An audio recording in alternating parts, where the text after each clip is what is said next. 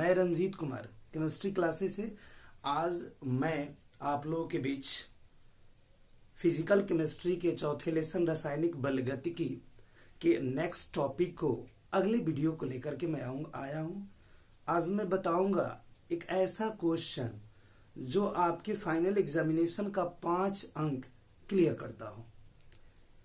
आप किसी model paper या क्वेश्चन बैंक को उठा करके अगर देखते हैं, किसी यूट्यूब पे देखते हैं, तो आपको ये पता लगेगा जी ये क्वेश्चन कितना इंपॉर्टेंट है, क्योंकि इस क्वेश्चन के माध्यम से आप एक दीर्घोत्तरीय प्रश्न क्लियर करेंगे। हर साल फाइनल एग्जामिनेशन में दीर्घोत्तरीय प्रश्न के रूप में कभी कभी ये आता ही रहता है।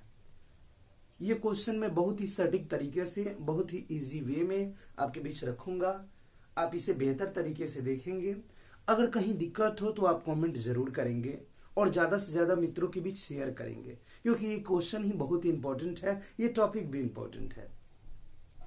तो हम लोग फिजिकल केमिस्ट्री पढ़ रहे हैं और फिजिकल केमिस्ट्री का ये चौथा लेसन है और चौथे लेसन का ये 5वां टॉपिक है और इस टॉपिक का नाम है प्रथम कोटि की अभिक्रिया, फर्स्ट ऑर्डर ऑफ रिएक्शन। प्रथम कोटि की अभिक्रिया क्या है और इसका गणितीय व्यंजक यानी वेग स्थिरांक का व्यंजक क्या होता है। तो पहले तो हम लोग क्लियर कर लेंगे कि प्रथम कोटि की अभिक्रिया है क्या, क्योंकि प्रथम कोटि की अभिक्रिया को जब हम लोग क्लियरफाई कर लेंगे तब हमें आसानी से उसके वेग स्थिरांक का व्यंजक प्राप्त करने में कोई दिक्कत नहीं होगा। तो हम डिफिनेशन के अलावा साथ साथ इक्वेशन के द्वारा भी हम लोग समझेंगे कि प्रथम कोटि की अभिक्रिया है क्या, इसे हम कैसे किसी के बीच में रखेंगे, समझाएंगे, या एग्जामिनेशन में अगर आ जाता है तो कैसे एक्सप्लेन करेंगे, ये मैं जरूर आपके बीच रखूंगा। तो इस तरीके से इस वीडियो में हम लोग ये क्लियर जरूर कर लेंगे। तो अभी मैं आपको बता रहा हूं ये क्वेश्चन, जैसे प्रथम कोटि की अभिक्रिया, प्रथम कोटि की अभिक्रिया, प्रथम कोटि की अभिक्रिया। तो आखिर प्रथम कोटि की अभिक्रिया है क्या, है ना। सबसे पहला टॉपिक ये क्लियर करते हैं, फर्स्ट ऑर्डर ऑफ रिएक्शन। प्रथम कोटि की अभिक्रिया क्या है।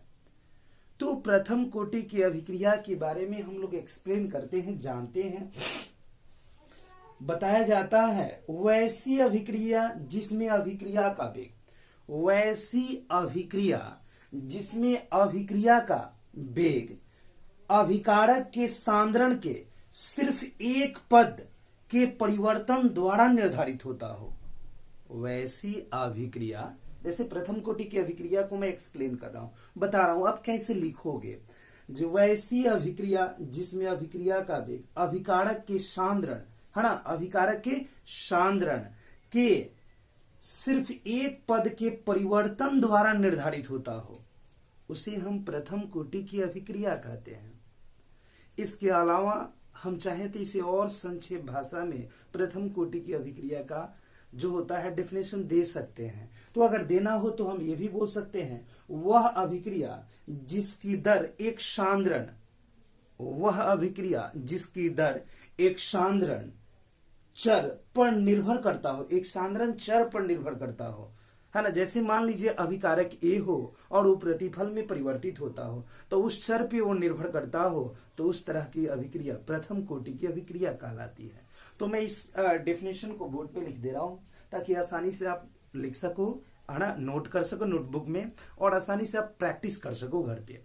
तो इसको हम लोग लिखते हैं वैसी अभिक्रिया,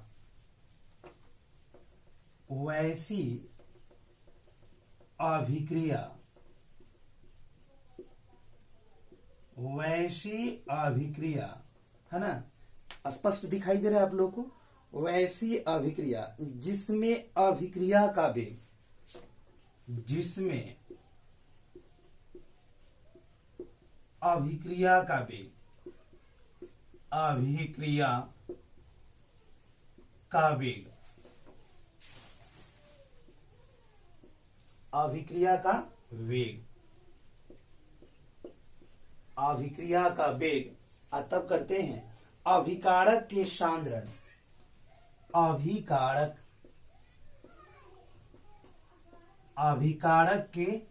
अभिकारक के सांद्रण के सिर्फ एक पद, अभिकारक के सांद्रण के सिर्फ, अभिकारक के सांद्रण के सिर्फ एक पद, है ना, अभिकारक के सांद्रण के सिर्फ एक पद के परिवर्तन द्वारा निर्धारित होता हो, के परिवर्तन द्वारा निर्धारित होता हो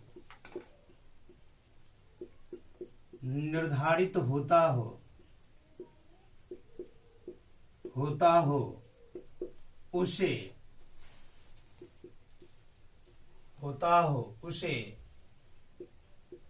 प्रथम कोटि की अभिक्रिया कहते हैं। प्रथम कोटि की अभिक्रिया कहते हैं, है ना।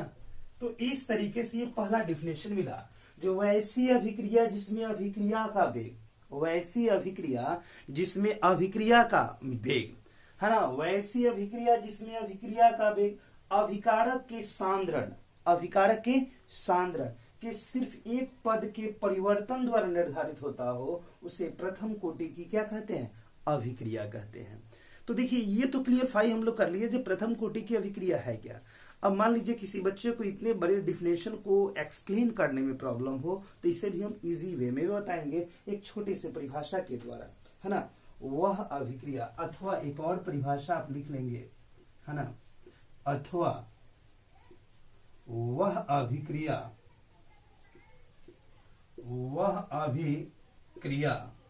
है ना, बिल्कुल स्पष्ट दिखाई दे रहा होगा।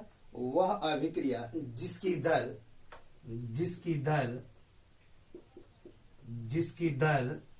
है ना, वह अभिक्रिया जिसकी दर एक सांद्रण चर पर निर्भर करता हो, एक सांद्रण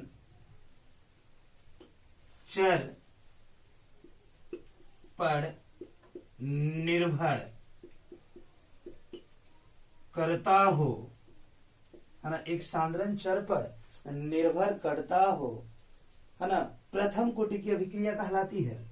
प्रथम कोटि की अभिक्रिया कहलाती है, प्रथम कोटि की अभिक्रिया कहलाती है, अभिक्रिया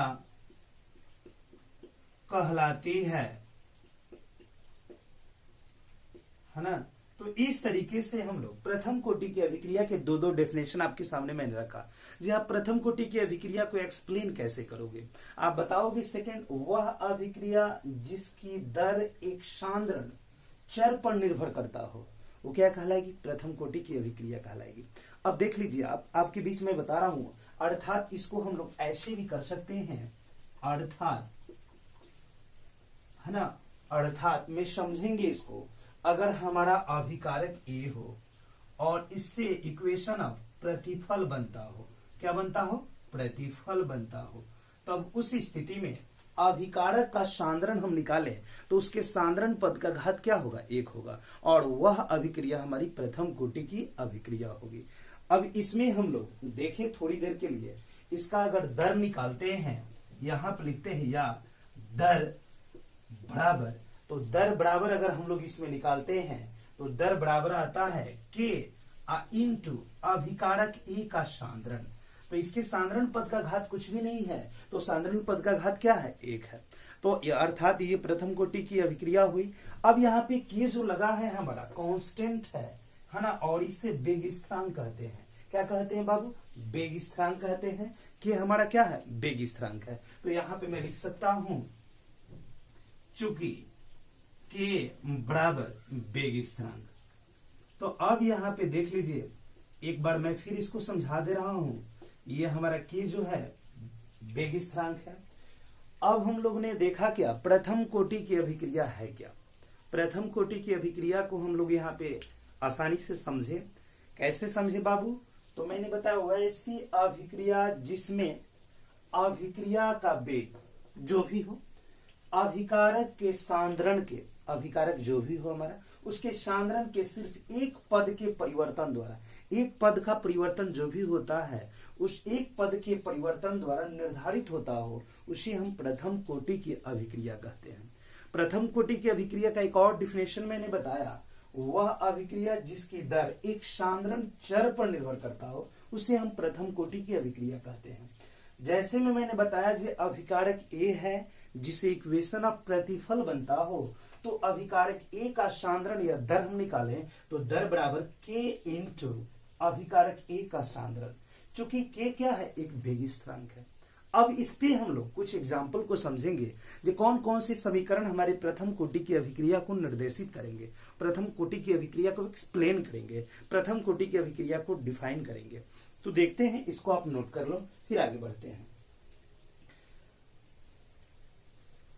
चलिए अब आगे की ओर बढ़ते हैं। इसके बाद जो प्रथम कोटि की अभिक्रिया के बारे में हम लोग और चीजें, तो यहां से हम आगे की ओर बढ़ेंगे तो हमें मिल गया है बाबू वेग स्थिरांक, और वेग स्थिरांक की इकाई को थोड़ा सा एक्सप्लेन कर ले, हम लोग जान जाएंगे प्रथम कोटि की अभिक्रिया के वेग स्थिरांक की इकाई क्या होगी, तब आगे की ओर हम बढ़ते हैं।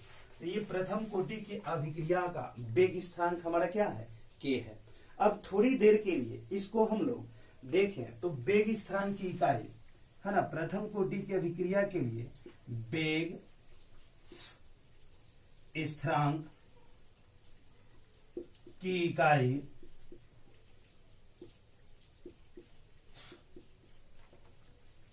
समय इनवर्स या सेकेंड इनवर्स होता है ना। प्रथम कोटि की अभिक्रिया के वेग स्थिरांक की इकाई जो होता है सेकेंड इनवर्स होता है, लेकिन ये किताबों में जब हमको मिलता है हम इसको स्वतः रट लेते हैं, या किसी टीचर के माध्यम से मिलेगा तो उसको हम लोग को कोई टीचर रटा देता है, केवल सेकेंड इनवर्स होता है प्रथम। हाँ, ये कंफर्म है कि सेकेंड इनवर्स होता है, और ये ऑब्जेक्टिव क्वेश्चन में आए तो कोई बच्चा लगा सकता है। लेकिन अगर किसी को समझाना हो जो प्रथम कोटि की अभिक्रिया के वेग स्थिरांक की इकाई सेकेंड इनवर्स कैसे हुई, तब हम इसको कैसे करेंगे। अगर मान लीजिए हम लोगों ने यहाँ देखा था जो दर बराबर होता है dx बटा dt, है ना। अब देखिए अभिकारक ए के सांद्रण में हुए परिवर्तन और बट्टा में समय अंतराल को लेकर के हम लोग चलते हैं, तो हम ये भी जानते हैं यहाँ पे होता है के इंटू अभिकारक ए का सांद्रण, ये होता है, ये कंफर्म हम लोग कर ले। तो अब यहाँ पे हमारे पास आता है इसके सांद्रण में परिवर्तन का एसआई मात्रक जो होता है मोल प्रति लीटर होता है ना। और समय है तो आप भी जानते हैं जो समय है तो समय के लिए सेकंड होता है, यहाँ पे हमने सेकंड भी रख दिया, और बराबर के कांस्टेंट है हमारा, के का के रह जाएगा। अभिकारक ए के सांद्रण यानी सांद्रण में परिवर्तन के लिए हम मात्रक लेंगे तो ये भी होता है मोल प्रति लीटर, है ना, मोल प्रति लीटर ले लिया भाई। तो अब यहाँ पे अगर हम बिंदु दे देते हैं तो के कांस्टेंट के गुना में है मोल प्रति लीटर, और यहाँ पे भी देखिए तो ये इधर आएगा जब तो भाग में चलाएगा ना, तो भाग में आएगा। तो अब इसको हम लोग थोड़ी सी आगे की ओर बढ़ते हैं, देखिएगा कैसे। तो अब यहाँ पे लेके चलते हैं मोल प्रति लीटर, और बट्टा में यहाँ पे हो जाता है सेकेंड, और यहाँ पे गुना में हो जाता है फिर मोल प्रति लीटर, और यहाँ पे हो जाता है कांस्टेंट के। तो अब इसकी इकाई को निकालिएगा तो मोल प्रति लीटर से मोल प्रति लीटर कैंसिल हो गया। अब यहाँ पे हम लोग निकालेंगे तो के बराबर होगा, है ना, के बराबर होगा 1/सेकेंड। अब इसे जब हम लिखेंगे तो लिखेंगे सेकेंड इनवर्स, है ना। तो इस तरीके से वेग स्थिरांक की इकाई क्या हुई, सेकेंड इनवर्स हुई। तो इस तरीके से हम जान गए जब प्रथम कोटि की अभिक्रिया के वेग स्थिरांक की इकाई क्या होगी, सेकेंड इनवर्स हुई। अब हम कुछ समीकरण पे आएंगे जिसके द्वारा हम आसानी से ये जान पाएंगे, क्या ये जान पाएंगे कि प्रथम कोटि की अभिक्रिया को हम कैसे निर्धारित करेंगे। तो ये आप नोट कर लें, फिर मैं आगे की ओर बढ़ता हूं। चलिए अब आगे बढ़ते हैं हम लोग। तो अब यहाँ पे आते हैं प्रथम कोटि की अभिक्रिया के लिए उदाहरण देते हैं, एग्जाम्पल कुछ बनाते हैं। यहाँ पे हम एग्जाम्पल लेकर के आते हैं। सबसे पहला एग्जाम्पल लेते हैं कोई जिससे प्रथम कोटि की अभिक्रिया दिखाई दे स्पष्ट रूप में। तो नाइट्रोजन पेंटाऑक्साइड का वियोजन करते हैं, है ना। नाइट्रोजन पेंटाऑक्साइड का N2O5, नाइट्रोजन पेंटाऑक्साइड का क्या करेंगे, वियोजन करते हैं। तो नाइट्रोजन पेंटाऑक्साइड का जब वियोजन करेंगे बाबू तो यहाँ पे हो जाएगा हमारा, देख लीजिए क्लियरफाई आप करते जा सकते हैं। नाइट्रोजन पेंटाऑक्साइड का जब भी वियोजन करेंगे तो लिखेंगे 2NO2, है ना, नाइट्रोजन डाइऑक्साइड यहाँ पे बना, और उसके साथ प्लस यहाँ पे देते हैं 1/2 O2। ऑक्सीजन, नवजात ऑक्सीजन के लिए कभी भी इसके आगे कोई भी गुणांक हम लोग दे देते हैं ताकि समीकरण स्पष्ट रूप में हो। अब देख लें आप समीकरण आपका संतुलित है कि नहीं। नाइट्रोजन के 2 परमाणु, नाइट्रोजन के 2 परमाणु, ऑक्सीजन के 5, तो 2 दूना 4 आए 5 हो जाएंगे। अब यहाँ पे देखिए, अब इसके लिए हम वेग स्थिरांक निकालें तो दर बराबर होगा हमारा, दर बराबर होगा K इंटू अभिकारक A का सांद्रण। तो अब बताइए जी A की जगह पर क्या है हमारा, नाइट्रोजन पेंटाऑक्साइड है तो लिखेंगे N2O5, है ना। तो अब इसके सांद्रण पद का घात क्या है, 1 है, तो ये प्रथम कोटि की अभिक्रिया है। तो इस तरीके से जब हमारा अभिकारक 1 से अधिक, बहुत ऐसे समीकरण है जिसमें अभिकारक 1 से अधिक होने के बावजूद भी उनके सांद्रण पद का घात 1 का 0 और 1 का 1 हो जाता है, तब हमारी प्रथम कोटि की अभिक्रिया होती है ना। तो इस तरीके से और भी एग्जाम्पल अगर हम लोग लेके आगे की ओर बढ़ते हैं तो आता है ammonium nitrate. Ammonium nitrate NH4NO2 का वियोजन। अब इसका भी हम वियोजन करते हैं बाबू, या अपघटन भी बोलते हैं उसको, है ना। तो करेंगे तो यहाँ पे मिलेगा हमें नाइट्रोजन में N2 यानी नाइट्रोजन गैस मिलेगा, है ना, अभी नाइट्रोजन गैस मिलेगा प्लस, अब इसके साथ और क्या मिलेगा, तो 2H2O होगा।